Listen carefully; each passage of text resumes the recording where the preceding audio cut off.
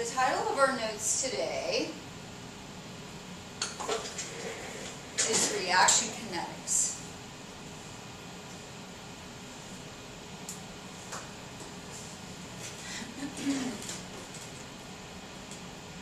The rate of a reaction. So the rate of a chemical reaction is determined by measuring either the decrease in the concentration of reactants or the increase in the concentration of products over time. So rate of reaction is just like any other rate. It's some measured quantity over a period of time. So in this case, when we're talking about reaction rate, we're either talking about the disappearance of reactants or the appearance of products. Okay, so either one, right, is going to give us the rate of how fast the reaction is going. So the units for rate of reaction are moles per liter second. And what that means, I know that you don't like this because this is in pencil, is the change in, and we are being introduced now for the first time to the brackets. And the brackets mean concentration in terms of molarity. So, change in concentration over change in time. So that is how we're measuring. Those are the units for rate of reaction. Moles per liter second. And again, that can either be the concentration of the reactants decreasing over time or the concentration of the products increasing over time. Whichever one is more handy to measure is what the chemist will use. Okay, so reaction rate, or how fast a chemical reaction will occur, depends on factors that influence the frequency of collision of reactant molecules, because that is what chemical reactions are based on. Okay, reactants collide with one another to facilitate the breaking of bonds and the forming of new bonds. So the breaking of reactant bonds and the formation of product bonds. So rate then is going to depend on anything that influences how frequently those collisions occur. So think about it in your mind. And if you were here in class, I would ask you this question and try to get somebody to put out some answers. What are some things that are going to influence how often reactants collide with one another? Well, if you said the concentration of the reactants, you would be correct. Temperature, right? Because the more the reactant particles, the faster they're moving, the more frequently they are going to collide. And also the pressure on the reactants, because if you've got pressure on the reactants, if that makes them closer together, then they will collide more often as well. If we're talking about gases, right? If we're squeezing them into an ever small space. All right. A rate law. And now I'm just going to throw out a whole bunch of vocabulary, you guys, that we will be utilizing over and over again over the next 2 weeks as we talk about reaction kinetics, rate of reaction. So a rate law is an equation used to calculate reaction rate. Okay, so we think of rate law. This is the first strange oxymoron we have. Because rate law, you think that, okay, it's like a law that you follow as a citizen somewhere, a written up law, and that is not what a rate law is. A rate law is an equation. And we call that equation a law, a rate law. Okay, in its simplest form, a rate law is rate equals K times the concentration of some reactant, whatever that may be, to the nth power. Okay, so this is a superscript.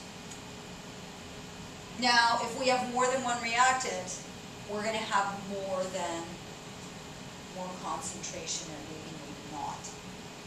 It will all come clear as we do these problems, you guys. Okay, so K is the rate constant, and like it says, you guys, it's a constant. And as long as temperature and pressure stay constant, the value of K will stay constant as well. But if you change temperature from one experiment to the next, the value of K will not stay constant. It is only a constant at a given temperature. X is a reactant, and in this case, there's just one reactant, that is written into the rate law. There might be more than one reactant in the reaction, but if it's not written in the rate law, it doesn't have any effect on the reaction rate. But don't let that intimidate you. That will become clear, what I just said. Okay, so X is the reactant, concentration of the reactant, right? And N is the reactant order, in quotations. Okay, so this superscript describes the order of the reactant. Okay, what is this order I speak of? Well, if N equals 0, that means that that particular reactant is 0 order, and the rate doesn't change with varying concentrations of that particular reactant. So you guys think about it. If this number is 0, what does this whole thing end up being? 1. The reactant disappears out of the rate law. And that tells you then that that reactant has absolutely no effect on the rate of the reaction. You can change the concentration of that reactant all you want, and it will do nothing on the rate. It will do nothing to the rate. The rate will remain unchanged. Okay, if N equals 1, that means that that reactant is first order. And that means that if you double the concentration of that reactant, it's going to double the rate of reaction. And if N equals 2, that means it's second order with respect to that reactant. And if you double the concentration of that reactant, it's going to quadruple the reaction rate.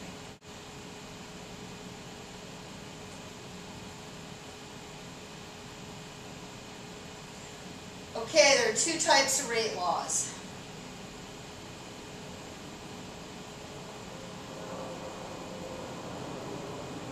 Differential rate laws show how the rate depends on concentration.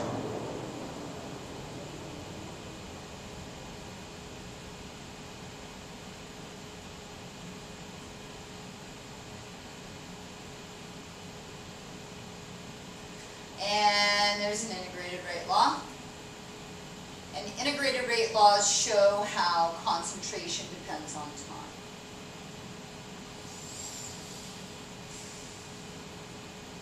So this one's all about the appearance or disappearance of a reactant over time. And this one instead sort of describes the rate based on concentration. Okay, now these seem, you should be confused about the difference between the two of these right now. You won't be by the end of the week, I promise you that. Okay, if there's any confusion, it's going to be right here. And really, you guys, it's the experience that's going to help you to differentiate between the two of them. So don't worry if you don't understand. But this stuff actually, it's kind of straightforward. You should be understanding that. Okay, last but not least, and this is very important, that the only way that you can determine a rate law for a chemical reaction is by doing it experimentally. There are no theoretical ways of determining rate laws. They are all based on experimentation, measuring concentration over time. That is the only way rate laws are determined. All right, so how fast do reactions occur? Well, the things that are going to affect that are going to be how frequently the reactants collide, concentration, temperature, and pressure all play a part in that. A rate law is an equation used to calculate reaction rates given a certain set of data. There is a rate law in its simplest form, which we will expand upon in its more complex form. And there are two different kinds of rate laws, differential rate laws and integrated rate laws. The two are related in a very predictable way. All right, that's it. We will do some problems